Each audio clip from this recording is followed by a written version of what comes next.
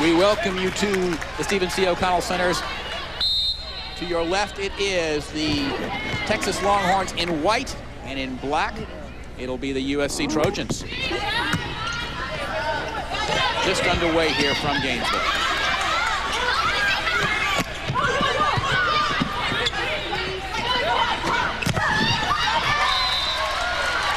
That is Jessica Geisen, where they put away on the outside. Geisen, one of the players who played such a big role this year and has had a very tough run of it, some very difficult injury problems for her, but she is back and healthy now. Boy, she is. And Phil, Mick Haley, very emotional after their win yesterday and talking about how proud he was of Geisen and coming back. She's had ankle, Achilles, knee injuries, you name it. But she is a big key to this team because if she can have some of the impact plays like we've just seen from her earlier, that will open things up for their main go-tos. And speaking of which, a second kill from Geisen as the Trojans lead early here 2-1, best of 5 games. There's the sensational freshman Julianne Fawcett with a put away, candidate for National Freshman of the Year honors. We welcome you to the NCAA Volleyball Regional Final. I'm Phil Bush along with Krista Blanc, the first of 4 regional finals you'll see here today on ESPNU. 2-2 here in game 1. The right to get to the national semifinals in Sacramento, California. And there is senior Bethany Johnson with her first put away. Pretty easy one there, Krista. Well, every coach says it's all about ball control, being able to get that pass up there and do what you want to do offensively. When you send it back over, USC was ready for it. One of the tough servers for the Trojans here. Back row sub, Gina Urengo with a tough jump serve, creating some offense. And there's a player you talked about in our open. Asha Couture with her first put away, and the Trojans are up 4-2 here. It's really amazing for Couture. She has almost triple the amount of attempts when it comes to hitting compared to all of her teammates. And they just look to her and how many swings she's had. Scramble play here as the Trojans find a way to bring the ball back and create some offense off of a quick overpass. Not quite the way you draw it up on the board, but never mind. The Trojans lead 5-2. Well, Phil, one of the things we want to look for from this USC team is how well they will serve today. Some of their best wins, biggest wins against big teams have been those matches in which they've served well. Not necessarily to get a point right off the bat with an ace. It's more about not allowing the other team to set it up where they want it. Once again, USC able to handle the Texas offense. Off the tough serve by Urengo. But there's another one of the big, long, lean Longhorns. Destiny Hooker. You talk about an athlete. Boy, oh boy, Krista, I think this is the definition of athlete here. Just crazy athleticism, and she just completely dodged. She's got a great cut on her shot, and she just completely dodged that double block. She's 6'4", and we were told with pretty certain authority she touches 10 foot 10 inches. 10 foot 10, maybe a little bit over, and her goal is to touch 11 feet. She is well above the basketball rim, if any of you know. And there's Couture again, just going at him. And USC's not shying away. They are attacking that big net play of Texas. Well, Couture's gotten off to a good start here. And once again, Texas not able to run their offense, and a free ball back to the Trojans. Nice idea by Taylor Carrico, but she missed the swing. Went up with that strong left hand. Pretty free swing, too. Texas does get the ball back, though, trailing 4-6. Ashley Engel, we mentioned her earlier, and it's so nice for Texas to have her back. And she's such an all-around player. She can serve for them. She's a big player. And there you see a big block, the first of what will be many big blocks today. That is Destiny Hooker up with Lauren Pellini. I'm not sure the ball ever cleared the net, but no matter. Point is a point. There's back row from Fawcett. Copenhagen with a smart shot off hands that time to get the ball back for the Trojans. That's what Copenhagen will bring, the smart decision-making, reading that block, knowing where they are, knowing how to adjust her body, that experience, you can't teach it. Knocking the ball off hands. Well played here so far. Both teams attacking with good authority and good percentage. Got over the nerves yesterday in the semifinals. Just as I say that, of course, Destiny Hooker goes right into the net. A little bit of an off-speed ball there. And actually right now it looks like the Trojans are a bit more relaxed than the Longhorns here in the early going. They were very loose and relaxed in their hit around this morning. They were enjoying themselves. They had some time to regroup after a very long and tough match against St. John's. It went 5 games.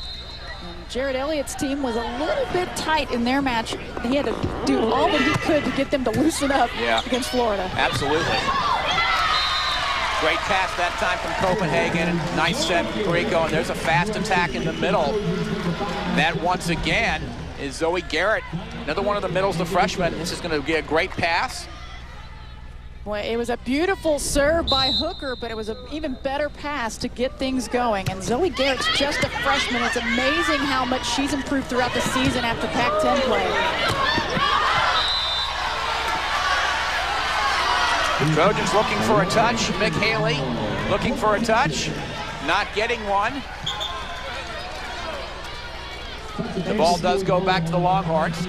Still asking for it. Doesn't look like it's going to go their way. Taylor Carrico, their sophomore setter, making the decision to go for that second ball kill, and they thought the touch was there. And there is Geisen once again, and she has gotten off to an excellent start here. Her third kill. We'll take a look and see if there was possibly a touch there. And it kind of looked to me when play was going on. It's such a fast game out there. You never know. You never know. These officials pretty darn good. Yes, we're not going to criticize the officials here, unless, of course, they make a truly awful call, but that doesn't happen very often at this level. Two of the best of the business on top. Donna Carter on top today. Paul Albright second. And now Texas now beginning to look a little bit more comfortable in their offense, and this time running the slide attack, Brandy McGee. Yeah, one of their seniors, and that's something Jared Elliott said, he really wants this senior group, Moriarty, part of that, their setter. He wants them to succeed. He'd love for them to go on and see what it's like to be in the national finals. This is a group that's never been there. Such an athletic bunch and such a big bunch of attackers, Krista. This is, boy, Michelle Moriarty at 5'10", you know, seems like a very small player out there, and she's a pretty good-sized setter herself.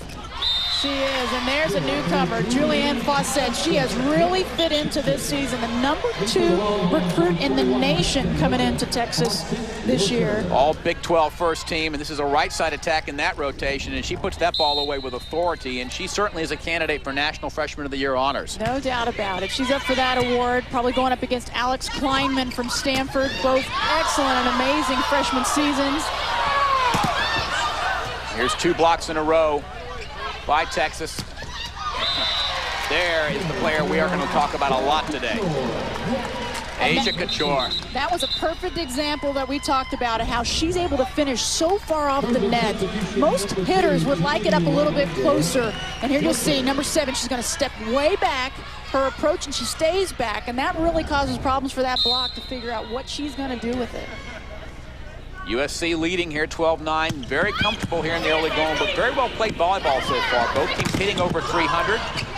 USC looks like a very calm bunch of players right now, and there is the very smart outside hitter, Diane Copenhagen, yet again, this time going down the line.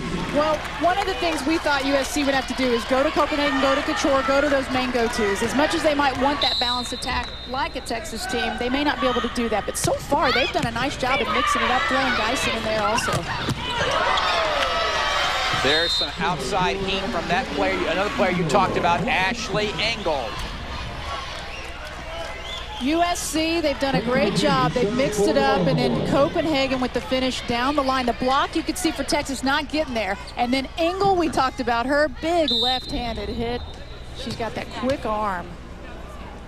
Again, very well played so far. Both teams look very comfortable passing well in their offenses. No real answer there for Couture.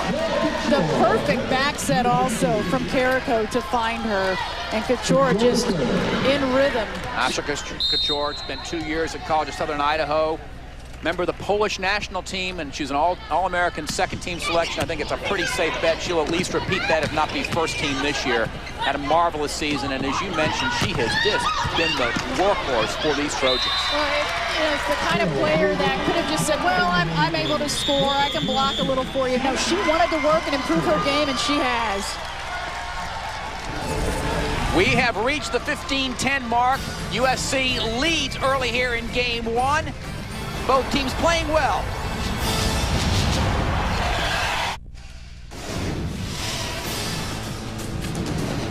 The NCAA Women's Volleyball Regional Finals presented on ESPNU by Enterprise Rent-A-Car.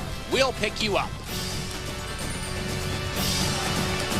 We are back in Gainesville, Florida. There is hopefully that gator is not too close to us, but early on here in game one, USC leads 15-10. Very well played so far. Krista, early thoughts. USC we thought might struggle, but they look really good so far. Well, it was a slow match for them against St. John's, and we kind of wondered, would they try to slow the pace down for Texas? But right now, they've come out aggressively. They are dominating from the kills standings, and double what Texas has been able to produce. Asher Couture already with 5 kills, and we're in the early part of game She one. has 5, and Texas has 6 as a team. Jeez.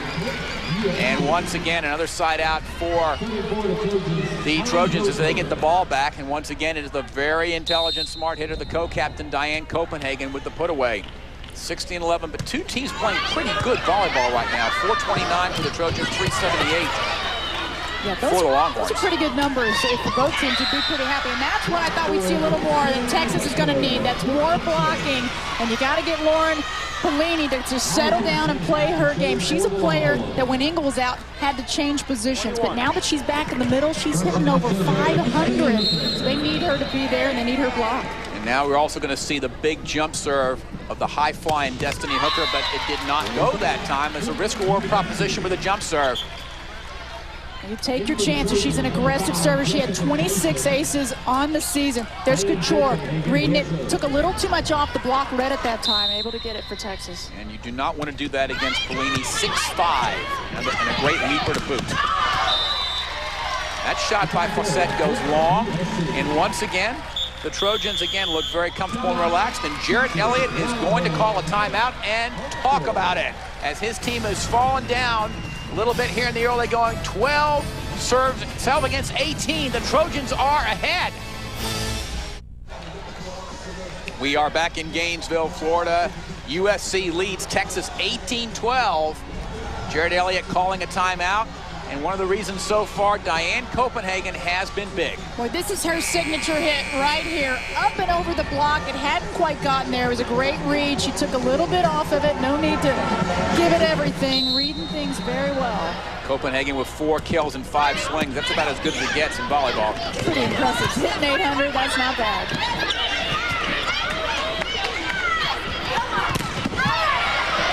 Blocking from the Trojans. Fawcett with a swing and then a dink. Geisen tries to fight it through one of those long rallies, but a smart play. Michelle Moriarty, you talked about how well a job she does moving the ball around. And we talked to Jarrett Elliott, and he said he'd like to see her do a bit more of the offensive play, and there's a good example of it. He did. He said he really wanted her to use the dump more, read things a little bit better. That corner was wide open, and she found it.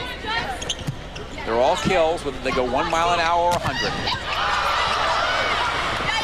Blocked by, and that's a double hit call. Blocked there by the Longhorns, forcing an error on the Trojans. But Geisen going outside here, and she met a wall. Well, it was a beautiful block by McGee, and then a nice save from Copenhagen. But Couture misreading that, the double hit. The point goes to Texas. And since that last time out, Jarrett Elliott's team's starting to regroup for Texas. 14-18. Now the Longhorns beginning to show that physical dominance we talked about, and a net violation is going to be called here on USC. So indeed, that timeout had the desired effect. The Longhorns have closed the gap. It is 15 serving 18 now. And there's a quick timeout by Mick.